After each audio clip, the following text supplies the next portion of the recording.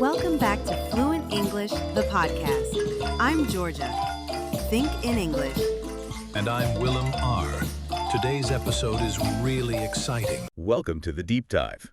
This is where we take dense material transcripts, guides, research papers, and really boil it down into something practical, something you can actually use. And today we're diving into something that hits home for so many language learners. That gap, the one between understanding English pretty well, maybe reading it fine, and then actually opening your mouth to speak and feeling confident doing it. Yeah, that terrifying jump, it trips so many people up. It really does. It's this mix of psychological pressure and, well, just the cognitive load. So we got our hands on this really interesting instructional guide. It's originally titled English Bolte Time Kin Batan Kadian Rakain. Which translates roughly to, what things should you keep in mind while speaking English? Exactly. And we've gone through the full transcript. It's got this very friendly conversational tone, which is great. But more importantly, it lays out 5 really core strategies. Very actionable stuff. Right. And that's our mission for this deep dive, to pull out those key insights. Because, so many learners think, oh, if I just learn more vocabulary or maybe one more grammar rule, then fluency will just happen. Yeah, like magic. Yeah. But this guide argues pretty strongly, actually, that it's more about shifting your mindset and using specific techniques to almost like retrain your brain. Moving from just knowing stuff about English to actually using it.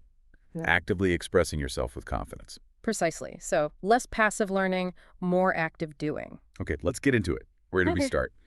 I think the biggest one, the one I hear about constantly, is just the fear of making grammar mistakes, that freezing up. Oh, absolutely. The guide identifies that grammar anxiety as like the number one roadblock. It's that little voice inside your head, right? Internal editor. Exactly. The one that's constantly checking, is this sentence perfect? Is it textbook English? And that process, that constant checking, it just slams the brakes on. You slow down, you pause. And then you just give up sometimes. You trail off. Or you just stay silent. Which is worse. So the guide offers this quite radical but simple idea first.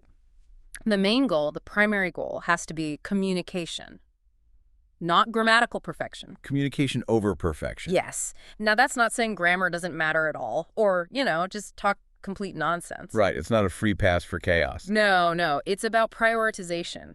Especially when you're in the moment in a real conversation, you have to prioritize getting your meaning across. Okay, but practically, how does that work? If I know I just used the wrong tense or mixed up he and she, isn't the listener going to get confused? Doesn't that hinder communication? That's a great question. And it's about understanding the difference between what we could call a minor error, one that doesn't break the communication chain, versus a major one that really does derail understanding. Okay, so what's a minor error in this context? Think about something like a slight verb tense slip. Let's say you mean to say, yesterday I went to the store. But maybe you accidentally say, yesterday I go to the store.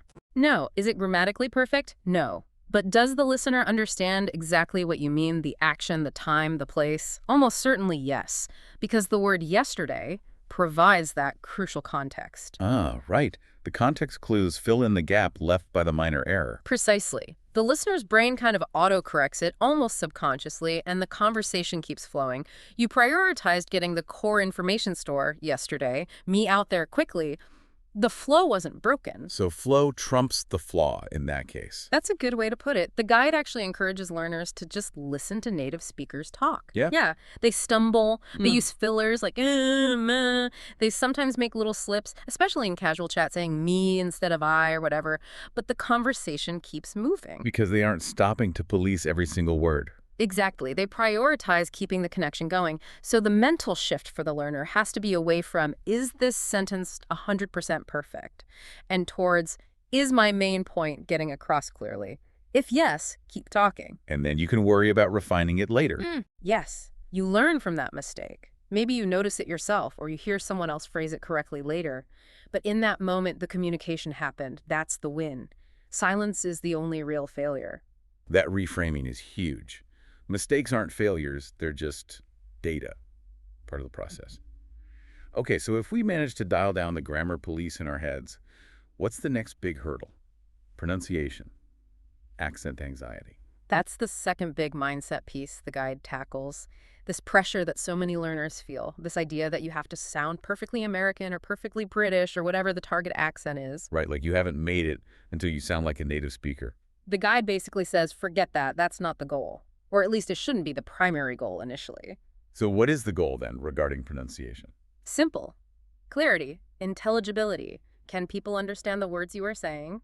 That's it. Your accent is part of who you are, part of your linguistic background. There's no need to erase it. But you do need to make sure it doesn't actually get in the way of people understanding the words.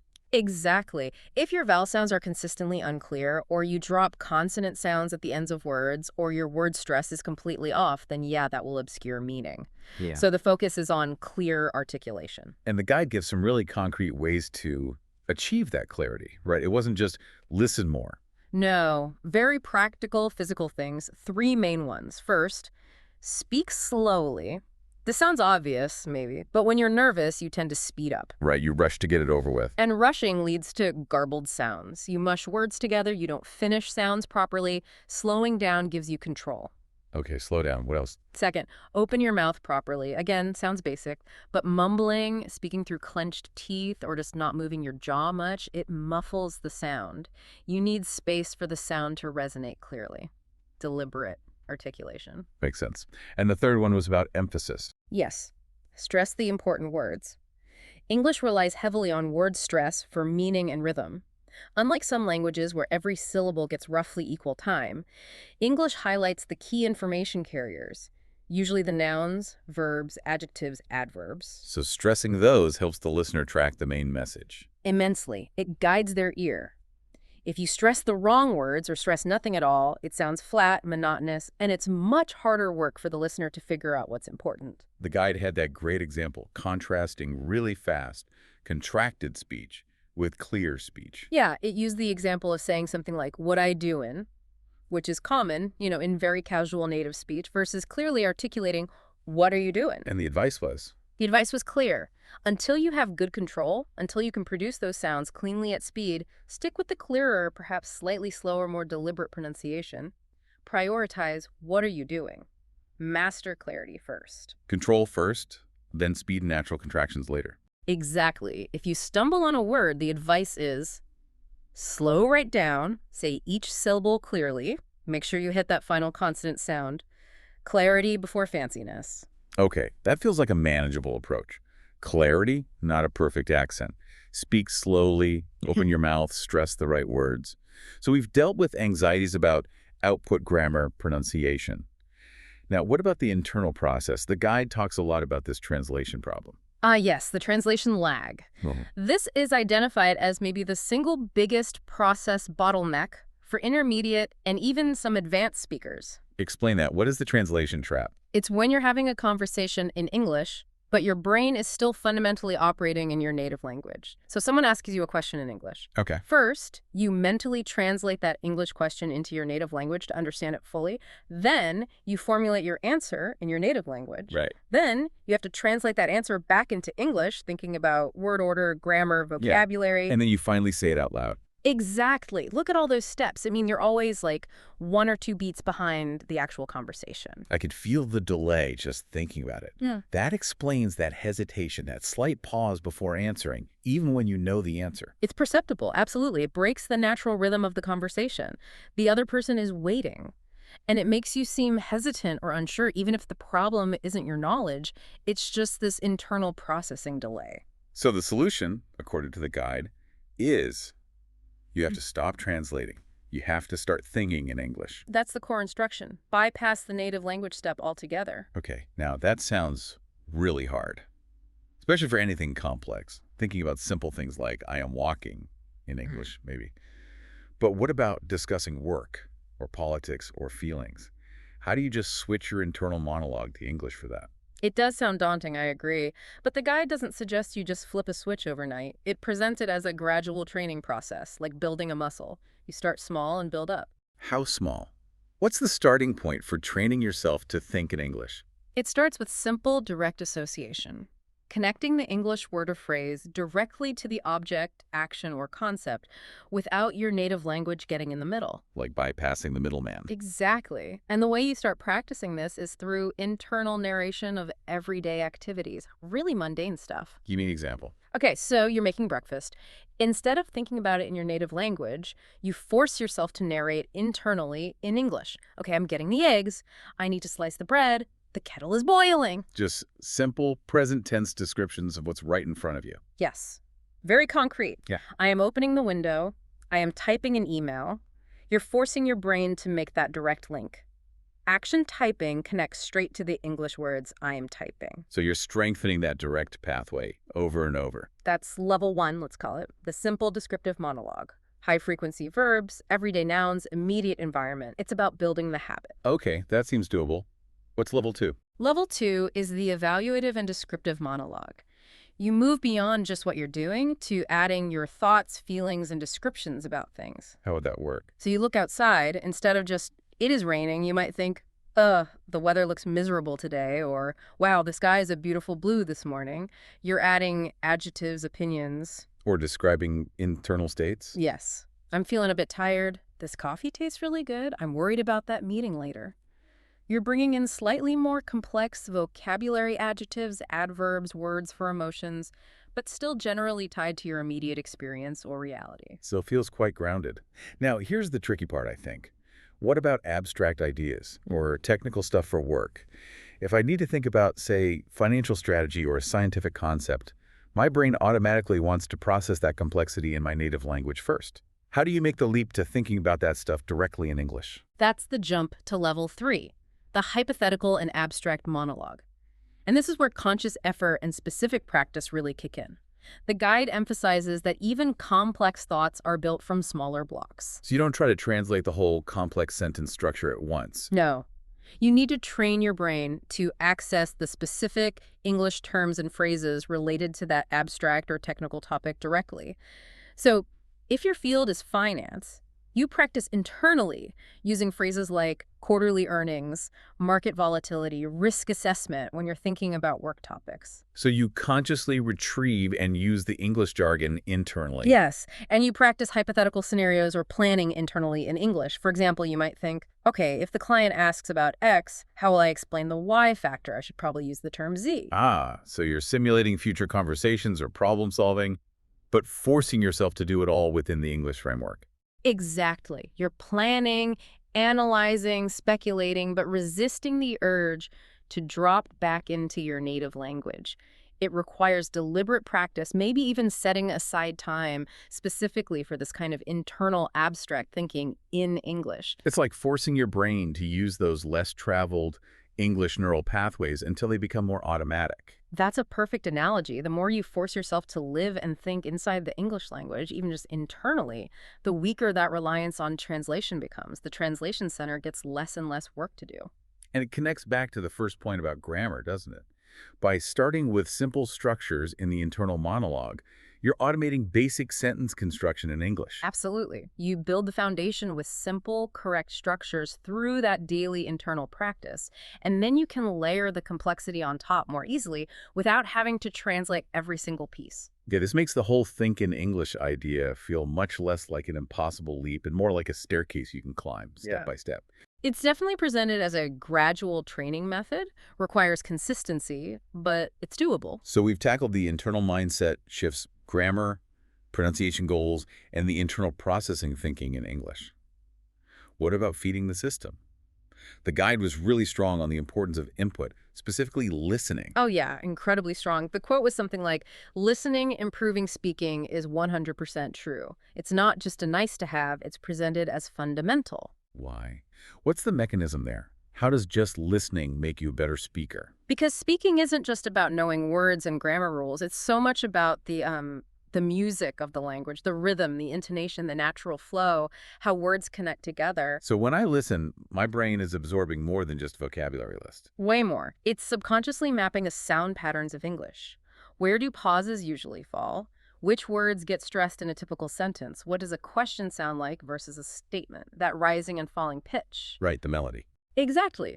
Without that internal map built up through lots of listening, Your own speech can sound, well, unnatural, maybe choppy or hesitant, or just lacking that smooth flow, even if your grammar is okay. So daily listening podcasts, shows, whatever, it's like giving your brain the architectural blueprint for how English should sound. That's a great way to put it. You need the model. You need to internalize the sound. And this leads directly into the really active technique the guide recommends for bridging that gap between listening input and speaking output. The one where you actively copy what you hear. Yes, the technique commonly known as shadowing. Shadowing. Okay, tell us about that. The guide seemed particularly enthusiastic about this one. It really did. It called shadowing one of the fastest ways to improve speaking ability. And the concept is pretty simple, though doing it feels a bit strange at first. How does it work? You listen to a short piece of audio, maybe a sentence or even just a phrase from a podcast or a show, and you try to repeat it out loud almost immediately after you hear it, like an echo. So not waiting until the end of the sentence, but speaking almost simultaneously. Yeah, or with just a tiny delay. The goal is to mimic everything, not just the words, but the rhythm, the pauses, the intonation, the stress patterns as closely as you possibly can. Why is that specific technique so powerful? Why not just listen and then repeat later? Because it creates this incredibly tight feedback loop. You're engaging your listening skills and your speaking muscles practically at the same time. You hear the target sound and rhythm, you immediately try to produce it yourself, Okay. and you instantly hear the difference, if any, between the original and your attempt. Your brain gets immediate feedback on the accuracy of your production, the sounds, the timing, the melody. So the correction is almost subconscious and happens really fast. It's not like you stop and analyze, oh, I used the wrong vowel sound there. Exactly. There's no time for analysis when you're shadowing properly. You're forced out of your analytical brain and into pure performance mode. You're training your mouth, your tongue, your vocal cords to make the right shapes and movements at the right time, following the natural flow you're hearing. So it's physical training as much as mental? Muscle memory for speech. Very much so. It helps automate the production of natural-sounding phrases and rhythms, bypassing that conscious, clunky construction process. You stop thinking about how to say it and just say it, mimicking the model. Okay, if someone wants to start shadowing, what's the best way? Should they grab like a complex lecture or start simpler? The guide definitely advises starting simpler. You want material where the speaker is relatively clear and the pace isn't too frantic. Conversational podcasts, maybe some scripted TV shows, audiobooks read clearly. And focus on short chunks. Yes, definitely start with just a phrase or a short sentence. Focus first on just matching the rhythm and the pitch contour, the ups and downs. Don't worry too much about getting every single sound perfect initially. Get the music first. And consistency is important here too, I bet. Absolutely critical. The guide stresses this. Doing, say, 10-15 minutes of focused shadowing every day is far more effective than trying to do a marathon session once a week. It's about building that consistent neuromuscular pathway. Okay, that makes sense. Consistent input, consistent active practice through shadowing. Which brings us, I think, to the final crucial pieces. The mindset around actually doing it and the need for ongoing practice. Confidence and consistency. Yes, because you can have all the techniques, you can understand the theory, but if you approach speaking with hesitation and low confidence, it kind of undermines everything else. It really does. We've all encountered people who clearly know a lot of English, but they speak so quietly or they look down or they hesitate so much. But it's hard to engage, right? That lack of confidence gets communicated nonverbally, and it can unfortunately overshadow their actual language skills. So how does the guide define confidence in this context? It's not about being arrogant or thinking, everything right. Not at all. The definition offered is more about self-belief. Confidence is the belief that you can express yourself effectively enough to be understood. It's not about being flawless, it's trusting your ability to get your message across, even if it's imperfect. Trusting the communication process. Yes, and the guide gives some very practical, almost behavioral tips to project that confidence, even if you're feeling nervous inside. Like what? Things like, maintain eye contact with the person you're speaking to, speak with enough volume and energy, don't mumble, and interestingly, it mentions smiling. Smiling. How does that help? Well, it relaxes you, for one, but it also signals friendliness and openness to the listener, which can make the interaction feel smoother and less intimidating for both sides. These are nonverbal cues that say, I'm engaged, I'm here to connect. Shifting the focus from just the words to the overall human interaction. Exactly. And this whole idea of confidence, of prioritizing communication over perfection, it culminates culminates in what I think is the most powerful, memorable line from the entire guide. Oh, yeah. What's that? The core mantra you're supposed to remember. Confident mistakes sound better than perfect silence. Wow. Say that again? Confident mistakes sound better than perfect silence. That really reframes everything, doesn't it? Because it explicitly states that silence, not speaking, is the actual worst outcome. Precisely. What does silence achieve? Nothing. No communication happens. No practice happens. You get zero feedback. You learn absolutely nothing from silence. Whereas a mistake, even if it feels embarrassing, If it's made confidently while trying to communicate, that means you were active, you used the language, you engaged, you put something out there. The mistake itself is just information. It shows you where a gap is, what you need to work on. It's proof you're actually using the system, not just studying the manual. so every time you speak, even imperfectly, you're taking a step forward. Silence keeps you stuck. That's the message. Embrace the confident mistake as progress. And that naturally leads to the final requirement laid out in the guide. You absolutely have to practice consistently, daily, even if you don't have anyone to talk to. Ah, the practice imperative. Because fluency doesn't just magically appear after you learn the rules. No, it's built through repetition, through actually using the language, forcing those production pathways in your brain to fire again and again and again. The guide is very clear. Waiting for the perfect conversation partner or the perfect situation is just procrastination. You have to create your own practice opportunities. You absolutely do, and it offers several ways to do that, even when you're alone. Like what? What are the solo practice methods? 3 main ones were highlighted.